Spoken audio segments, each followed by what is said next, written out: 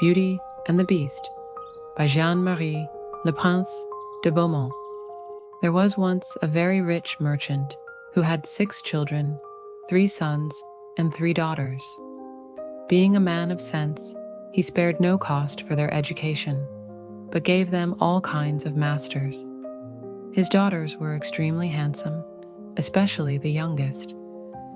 When she was little, everybody admired her and called her the little beauty, so that, as she grew up, she still went by the name of Beauty, which made her sisters very jealous. The youngest, as she was handsomer, was also better than her sisters. The 2 eldest had a great deal of pride because they were rich. They gave themselves ridiculous airs and would not visit other merchants' daughters, nor keep company with any but persons of quality.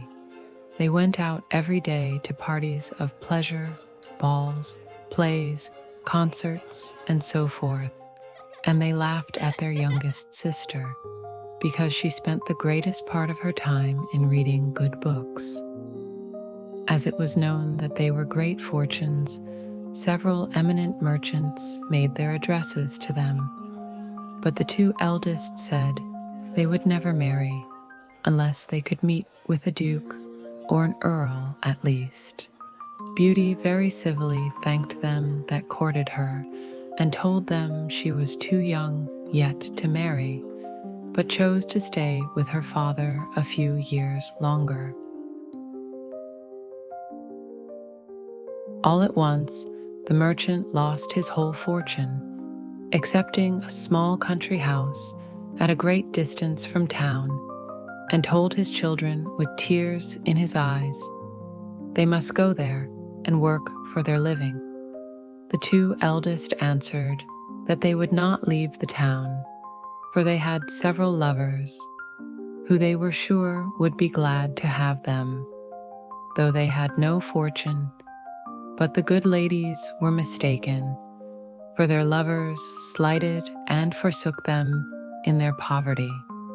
As they were not beloved on account of their pride, everybody said, "They do not deserve to be pitied. We are very glad to see their pride humbled. Let them go and give themselves quality airs in milking the cows and minding their dairy." But, added they, "we are extremely concerned for Beauty.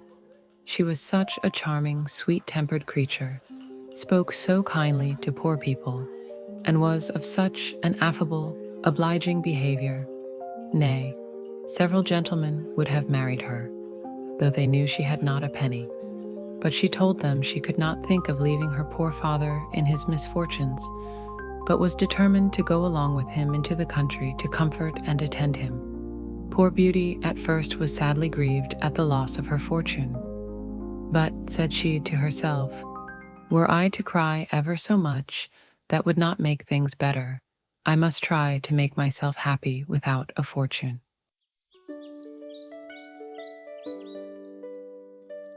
When they came to their country house, the merchant and his 3 sons applied themselves to husbandry and tillage, and Beauty rose at 4 in the morning and made haste to have the house clean and dinner ready for the family. In the beginning, she found it very difficult, for she had not been used to work as a servant. But in less than 2 months, she grew stronger and healthier than ever. After she had done her work, she read, played on the harpsichord, or else sung whilst she spun. On the contrary, her 2 sisters did not know how to spend their time. They got up at 10 and did nothing but saunter about the whole day, lamenting the loss of their fine clothes and acquaintance. "Do but see our youngest sister," said they one to the other. "What a poor, stupid, mean-spirited creature she is, to be contented with such an unhappy, dismal situation." The good merchant was of quite a different opinion. He knew very well that Beauty outshone her sisters in her person as well as her mind, and admired her humility and industry, but above all, her humility and patience. For her sisters not only left her all the work of the house to do, but insulted her every moment. The family had lived about a year in this retirement when the merchant received a letter with an account that a vessel on board of which he had effects was safely arrived. This news had liked to have turned the heads of the two eldest daughters, who immediately flattered themselves with the hopes of returning to town, for they were quite weary of a country life. And when they saw their father ready to set out, they begged of him to buy them new gowns, headdresses, ribbons, and all manner of trifles.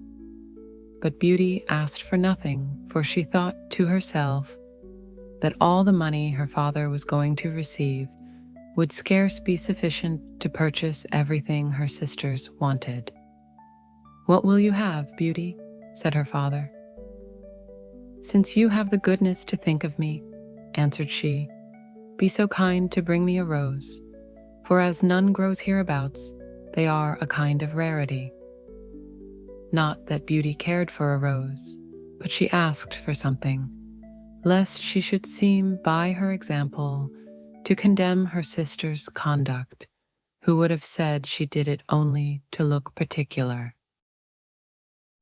The good man went on his journey, but when he came there, they went to law with him about the merchandise, and after a great deal of trouble and pains to no purpose, he came back as poor as before. He was within 30 miles of his own house, thinking on the pleasure he should have in seeing his children again. When going through a large forest, he lost himself. It rained and snowed terribly. Besides, the wind was so high that it threw him twice off his horse, and night coming on, he began to apprehend being either starved to death with cold and hunger, or else devoured by the wolves, whom he heard howling all round him, when, on a sudden, looking through a long walk of trees, he saw a light at some distance, and going on a little farther, perceived it came from a palace illuminated from top to bottom. The merchant returned God thanks for this happy discovery, and hastened to the place, but was greatly surprised at not meeting with anyone in the outer courts. His horse followed him, and seeing a large stable open, went in, and finding both hay and oats, the poor beast, who was almost famished, fell to eating very heartily.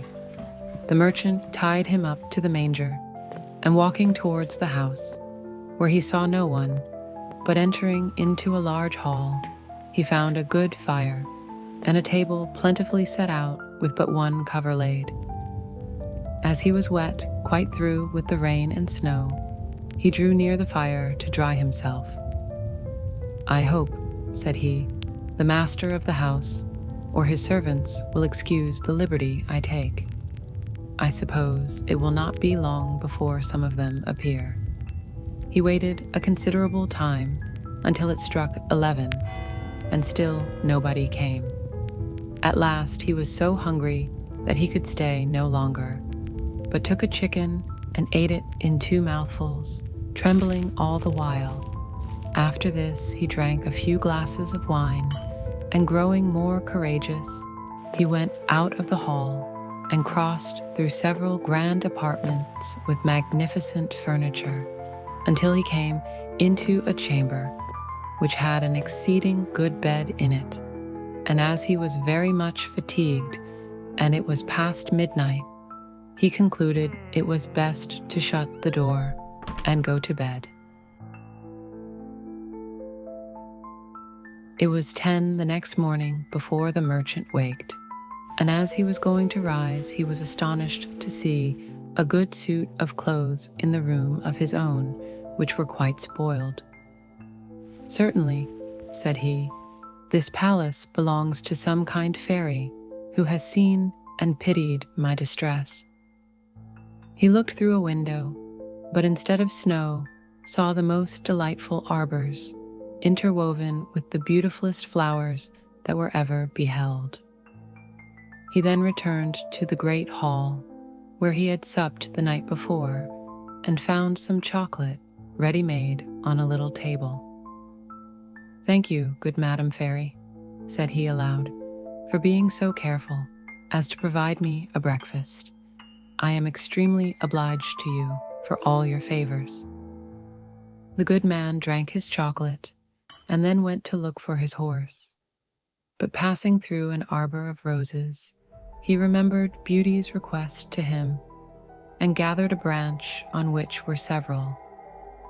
Immediately he heard a great noise and saw such a frightful beast coming towards him that he was ready to faint away.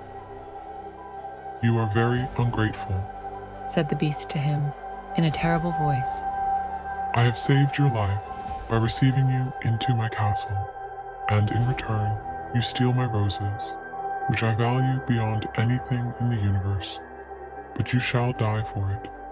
I give you but a quarter of an hour to prepare yourself and say your prayers." The merchant fell on his knees and lifted up both his hands. "My lord," said he, "I beseech you to forgive me. Indeed, I had no intention to offend in gathering a rose for one of my daughters, who desired me to bring her one." "My name is not my lord," replied the monster. "but beast. I don't love compliments, not I. I like people to speak as they think, and so do not imagine I am to be moved by any of your flattering speeches. But you say you have got daughters. I will forgive you, on condition that one of them come willingly and suffer for you. Let me have no words, but go about your business and swear that if your daughter refuse to die in your stead, you will return within 3 months." The merchant had no mind to sacrifice his daughters to the ugly monster, but he thought in obtaining this respite, he should have the satisfaction of seeing them once more. So he promised, upon oath, he would return, and the beast told him he might set out when he pleased. "But," added he, "You shall not depart empty-handed. Go back to the room where you lay, and you will see a great empty chest. Fill it with whatever you like best, and I will send it to your home." And at the same time, Beast withdrew. "Well," said the good man to himself, "if I must die, I shall have the comfort, at least, of leaving something to my poor children."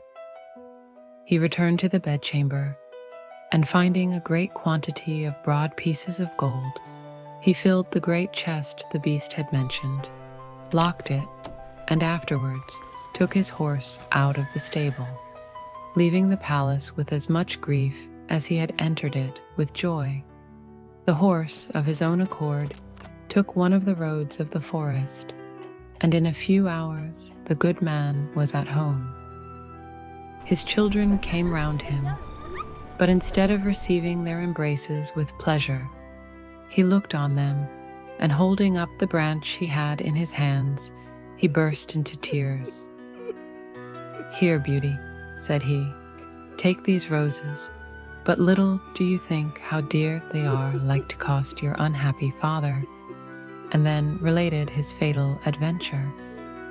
Immediately the 2 eldest set up lamentable outcries, and said all manner of ill-natured things to Beauty, who did not cry at all. "Do but see the pride of that little wretch," said they. "She would not ask for fine clothes, as we did, but no, truly, Miss wanted to distinguish herself. So now she will be the death of our poor father, and yet she does not so much as shed a tear." "Why should I?" answered Beauty. "It would be very needless, for my father shall not suffer upon my account, since the monster will accept of one of his daughters. I will deliver myself up to all his fury, and I am very happy in thinking that my death will save my father's life and be a proof of my tender love for him." "No, sister," said her 3 brothers, "that shall not be. We will go find the monster, and either kill him or perish in the attempt." "Do not imagine any such thing, my sons," said the merchant. "Beast's power is so great that I have no hopes of your overcoming him. I am charmed with beauty's kind and generous offer, but I cannot yield to it. I am old and have not long to live, so can only loose a few years, which I regret for your sakes alone, my dear children." "Indeed, father," said Beauty, "you shall not go to the palace without me. You cannot hinder me from following you." It was to no purpose all they could say. Beauty still insisted on setting out for the fine palace, and her sisters were delighted at it, for her virtue and amiable qualities made them envious and jealous. The merchant was so afflicted at the thoughts of losing his daughter that he had quite forgot the chest full of gold. But at night, when he retired to rest, no sooner had he shut his chamber door than, to his great astonishment, he found it by his bedside. He was determined, however, not to tell his children that he was grown rich, because they would have wanted to return to town, and he was resolved not to leave the country. But he trusted Beauty with the secret, who informed him that 2 gentlemen came in his absence and courted her sisters. She begged her father to consent to their marriage and give them fortunes, for she was so good that she loved them and forgave heartily all their ill usage. These wicked creatures rubbed their eyes with an onion to force some tears when they parted with their sister, but her brothers were really concerned. Beauty was the only one who did not shed tears at parting, because she would not increase their uneasiness. The horse took the direct road to the palace, and towards evening they perceived it illuminated as at first. The horse went of himself into the stable, and the good man and his daughter came into the great hall, where they found a table splendidly served up, and 2 covers. The merchant had no heart to eat, but Beauty, endeavoring to appear cheerful, sat down to table and helped him. "Afterwards," thought she to herself, "Beast surely has a mind to fatten me before he eats me, since he provides such plentiful entertainment." When they had supped, they heard a great noise, and the merchant, all in tears, bid his poor child farewell, for he thought Beast was coming. Beauty was sadly terrified at his horrid form, but she took courage as well as she could, and the monster having asked her if she came willingly. "Yes," said she, trembling. The Beast responded, "You are very good, and I am greatly obliged to you. Honest man, go your ways tomorrow morning, but never think of coming here again." "Farewell, Beauty. Farewell, Beast," answered he, and immediately the monster withdrew. "Oh, daughter," said the merchant, embracing Beauty, "I am almost frightened to death. Believe me, you had better go back and let me stay here." "No, father," said Beauty in a resolute tone. "You shall set out tomorrow morning and leave me to the care and protection of Providence." They went to bed and thought they should not close their eyes all night, but scarce were they laid down than they fell fast asleep, and Beauty dreamed a fine lady came and said to her, "I am content, Beauty, with your good will. This good action of yours in giving up your own life to save your father's shall not go unrewarded." Beauty waked and told her father her dream, and though it helped to comfort him a little, yet he could not help crying bitterly when he took leave of his dear child. As soon as he was gone, Beauty sat down in the great hall and fell a-crying likewise. But as she was mistress of a great deal of resolution, she recommended herself to God and resolved not to be uneasy the little time she had to live. For she firmly believed Beast would eat her up that night.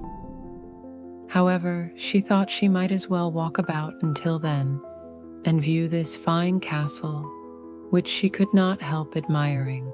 It was a delightful, pleasant place, and she was extremely surprised at seeing a door, over which was written, "Beauty's apartment."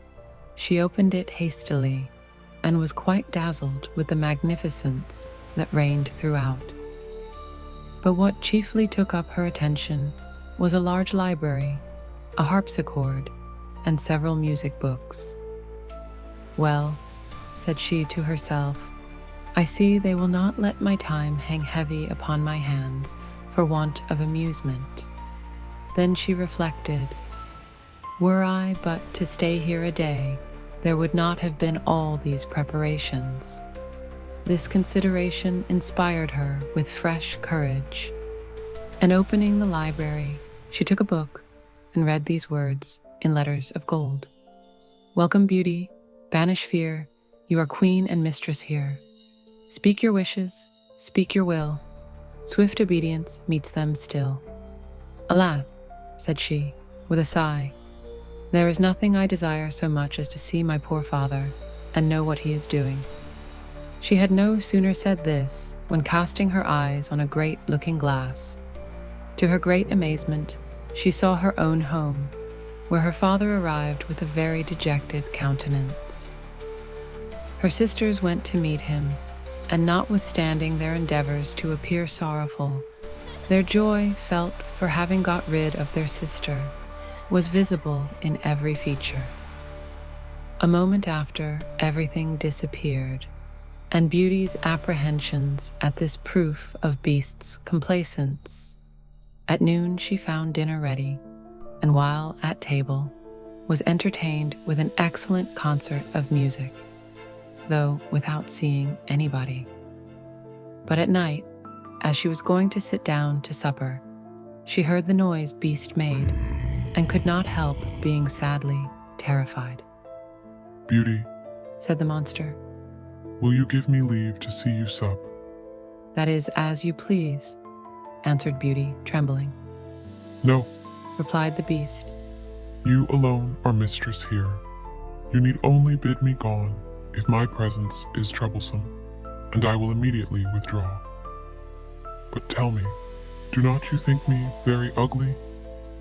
"That is true," said Beauty, "for I cannot tell a lie, but I believe you are very good-natured." "So I am. Said the monster. But then, besides my ugliness, I have no sense. I know very well that I am a poor, silly, stupid creature." "'Tis no sign of folly to think so," replied Beauty, "for never did fool know this, or had so humble a conceit of his own understanding." "Eat then, Beauty, Said the monster. and endeavor to amuse yourself in your palace, for everything here is yours, and I should be very uneasy if you were not happy." "You are very obliging," answered Beauty. "I own, I am pleased with your kindness, and when I consider that, your deformity scarce appears." "Yes, yes, Said the Beast. my heart is good, but still I am a monster." "Among mankind," says Beauty, "there are many that deserve that name more than you, and I prefer you just as you are, to those who, under a human form, hide a treacherous, corrupt, and ungrateful heart." "If I had sense enough, Replied the Beast. I would make a fine compliment to thank you, but I am so dull that I can only say, I am greatly obliged to you." Beauty ate a hearty supper, and had almost conquered her dread of the monster. But she had like to have fainted away when he said to her, "Beauty, will you be my wife?" She was some time before she dared answer, for she was afraid of making him angry if she refused. At last, however, she said, trembling, "No, beast." Immediately the poor monster went to sigh, and hissed so frightfully that the whole palace echoed. But Beauty soon recovered her fright, for Beast, having said in a mournful voice, "Then farewell, Beauty." left the room, and only turned back now and then to look at her as he went out. When Beauty was alone, she felt a great deal of compassion for poor Beast. "Alas," said she, "'tis thousand pities anything so good-natured should be so ugly." Beauty spent 3 months very contentedly in the palace. Every evening Beast paid her a visit and talked to her during supper, very rationally, with plain good common sense, but never with what the world calls wit. And Beauty daily discovered some valuable qualifications in the monster, and seeing him often had so accustomed her to his deformity that, far from dreading the time of his visit, she would often look on her watch to see when it would be 9, for the Beast never missed coming at that hour. There was but one thing that gave Beauty any concern, which was that every night, before she went to bed, the monster always asked her if she would be his wife. One day she said to him, "Beast, you make me very uneasy.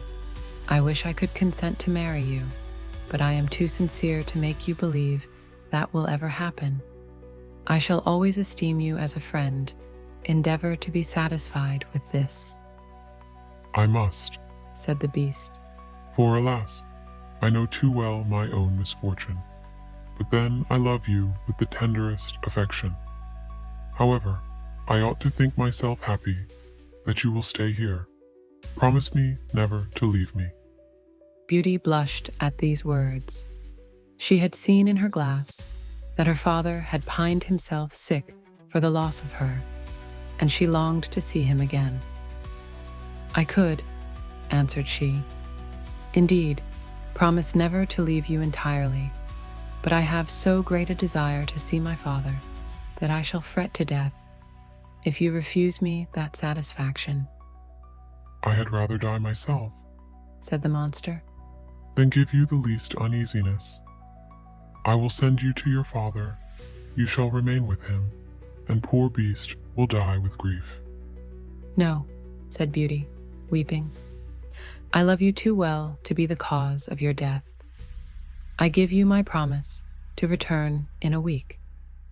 You have shown me that my sisters are married and my brothers gone to the army. Only let me stay a week with my father, as he is alone."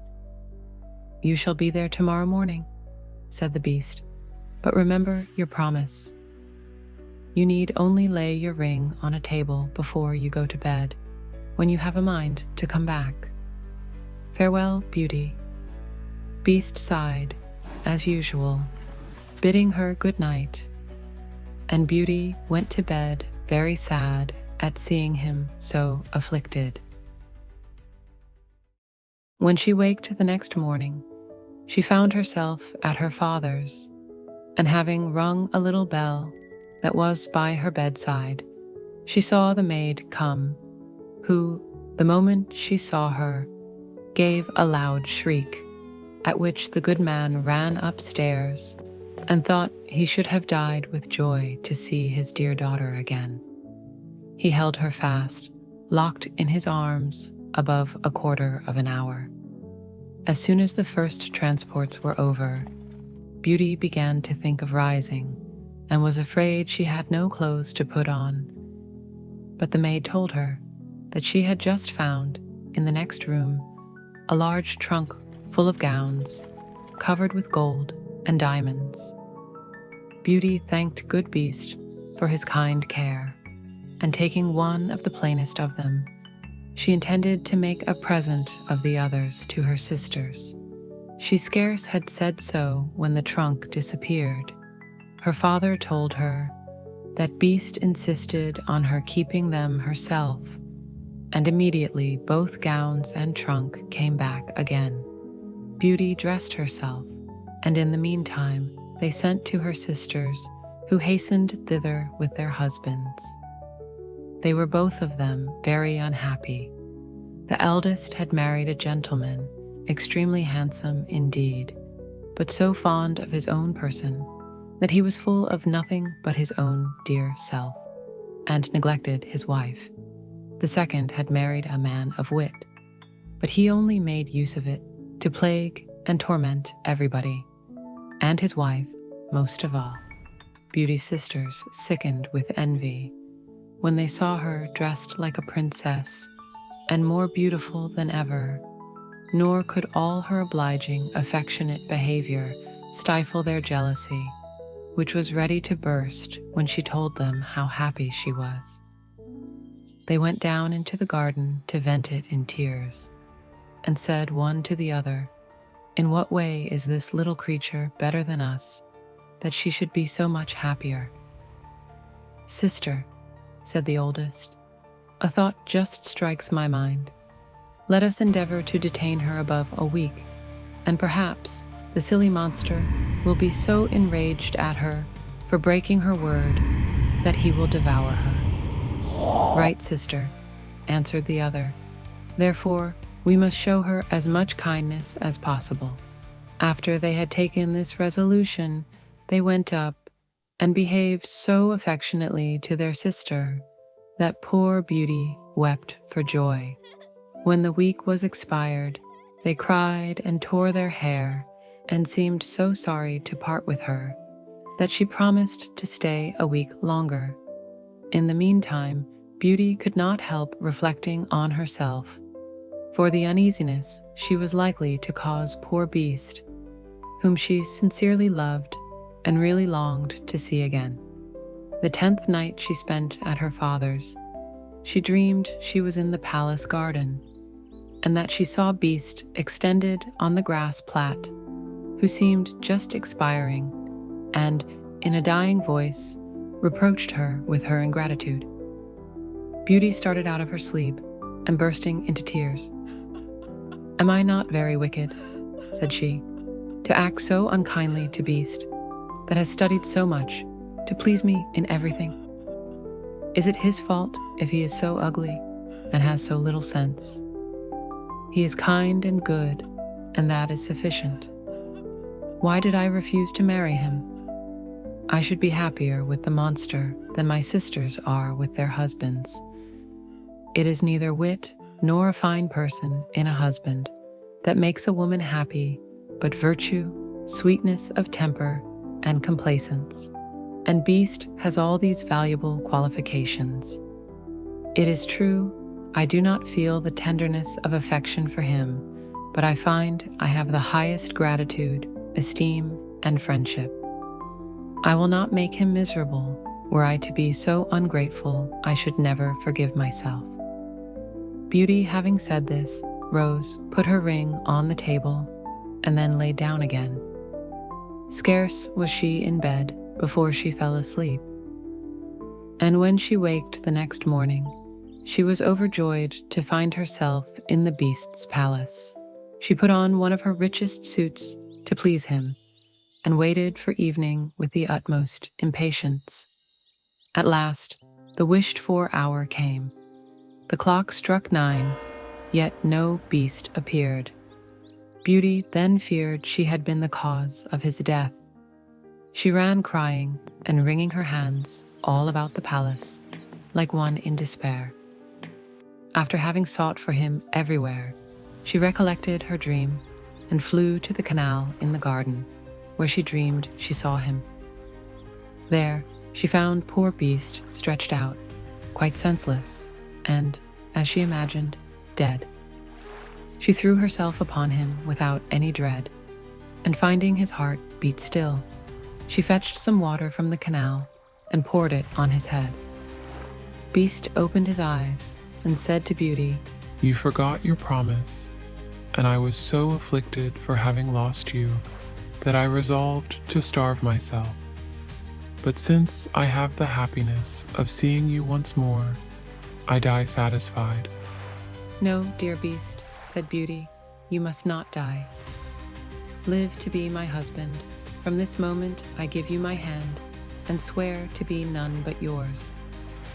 Alas, I thought I had only a friendship for you, but the grief I now feel convinces me that I cannot live without you." Beauty scarce had pronounced these words when she saw the palace sparkle with light and fireworks, instruments of music. Everything seemed to give notice of some great event, but nothing could fix her attention. She turned to her dear beast, for whom she trembled with fear. But how great was her surprise! Beast was disappeared, and she saw at her feet one of the loveliest princes that I ever beheld, who returned her thanks for having put an end to the charm under which he had so long resembled a beast. Though this prince was worthy of all her attention, she could not forbear asking where Beast was. "You see him at your feet," said the prince. "A wicked fairy had condemned me to remain under that shape until a beautiful virgin should consent to marry me. The fairy likewise enjoined me to conceal my understanding. There was only you in the world generous enough to be won by the goodness of my temper, and in offering you my crown, I can't discharge the obligations I have to you."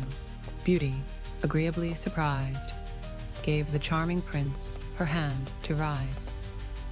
They went together into the castle, and Beauty was overjoyed to find in the great hall her father and his whole family, whom the beautiful lady that appeared to her in her dream had conveyed thither.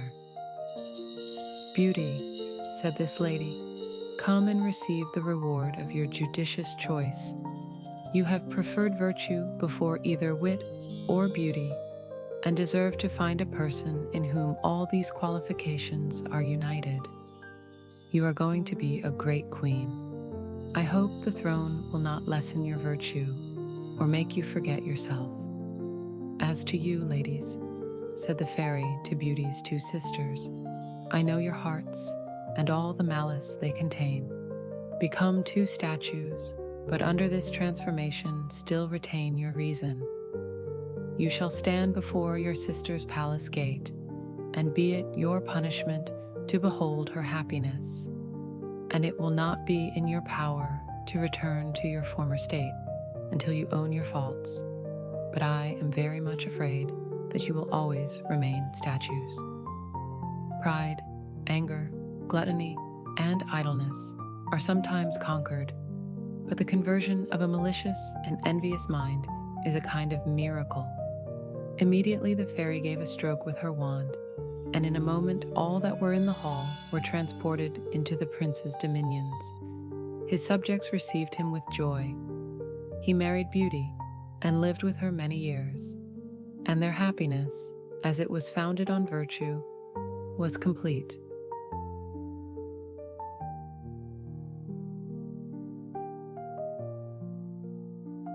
If you enjoyed this enchanting tale, why not explore another? Tap here to watch more magical stories. And don't forget to like, comment, and subscribe to Meadowbrook Fables for your next dose of fairy tale magic. See you in the next adventure.